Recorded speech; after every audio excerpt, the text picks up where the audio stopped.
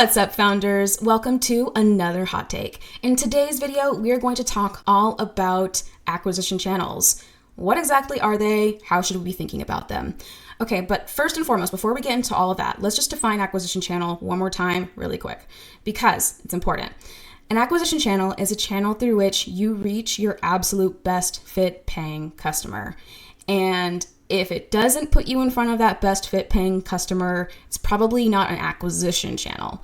If we're using a channel to acquire new customers, then we can call it an acquisition channel. Otherwise, it's just a channel. We can generate a whole bunch of leads who don't experience any problem or pain that our product solves at all, and they never become customers, but they might become advocates or influencers in some kind of way. But if we're trying to get customers, we need to be thinking acquisition channel. We're tapping a place where those best fit paying customers hang out, and we're attracting them to us through some means. Now, the channel is something that, if you've ever existed on this planet, you've been exposed to hundreds, if not thousands, of channels all over. But what makes channels special for a founder is that it has to be something that ultimately attracts their best fit paying customer. Let's just say, as an example, you wanted to attract marketing executives and software companies in the United States of at least 1,000 employees. There are channels or places that those people ultimately hang out, and your job as a founder and as a good marketer is to figure out what those are and what do you push through those channels or what do you put out to pull them in. There's all kinds of different ways to approach channels. In at least today's hot take, we're just really going to discuss the different kinds and how should you be thinking about them. So from that example, one of the best ways that I like to describe what a channel is and how to think about it is think about them almost like watering holes. So if you close your eyes and you imagine the Sahara Desert, you've got desert shrubs, you've got, general desert things. And you also have a bunch of animals, whether you see them or not. And at first you think that this place is totally dead and you don't think that there's any life here until you come across a watering hole, basically just a very big body of water in the middle of the desert. And at this watering hole, this is where you see all kinds of animals gathering. You see birds, you see hippos, you see elephants, you see crocodiles, you see lions, you see foxes. And these animals, you'll also notice that they don't come at the watering hole all at the same time. They're usually taking their turn. They visit at certain times. The nocturnal animals come at night. The animals that prefer the day come during the day. But this watering hole attracts life from all over, all kinds, all day long. Now, what's cool about watering holes is that if you think about watering hole as this is a place where my customers hang out, that's generally like the same concept. It attracts a certain kind of person. You can tap that watering hole, so to speak, to reach that person or to reach those people, and then boom, acquisition channel. Now, what's also important to remember is that if you are trying to attract a whole bunch of crocodiles, but you're doing all the things that end up attracting lions, but you don't want lions, well, then it's probably not the right approach to that channel, but it might be the right channel. So something to keep in mind. But sometimes you go after an acquisition channel and you get one thing.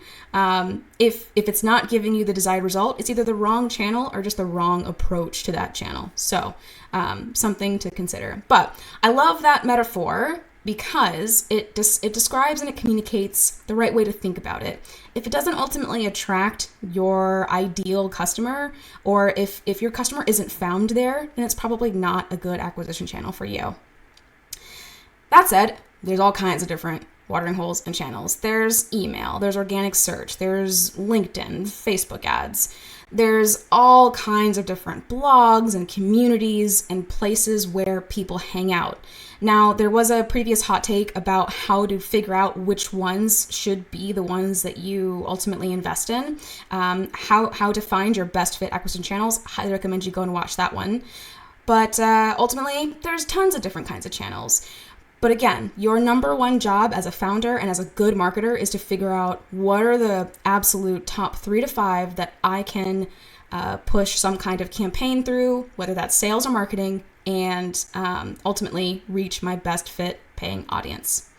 Okay, now the last thing that I want to make sure to communicate about acquisition channels, and this is something that a lot of founders forget about, but don't forget, there's really two kinds of channels. There's online channels and there's offline. If you're watching this, it's probably because you're a digital native in some kind of way. You're online on a website, watching this video somewhere, whether it's through YouTube or whether it's through my actual blog. Now, that alone speaks volumes. Something to remember is that just because you're in a channel doesn't necessarily mean that your customer is there. And also, just because you like a certain thing doesn't necessarily mean that your customers also love a thing. You might absolutely love GitHub, but you would never in a million years find your best fit paying customers there because that's just not where they spend their time, and that's really normal. So don't forget to there's two things. Don't forget to remember that there's also offline channels, but also that anytime you approach any kind of go-to-market problem or run a marketing campaign, you're likely adding in your own biases. So just make sure that you're really thinking about the channels that are truly the best fit ones, not for you, but for the customer.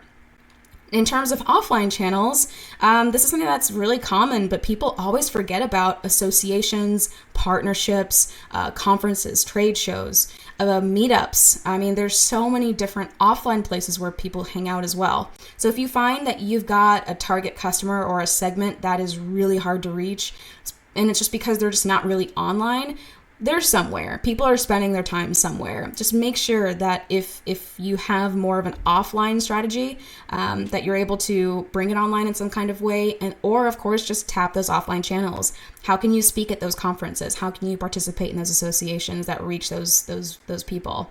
And then of course you might be looking at, just for the most part, offline channels.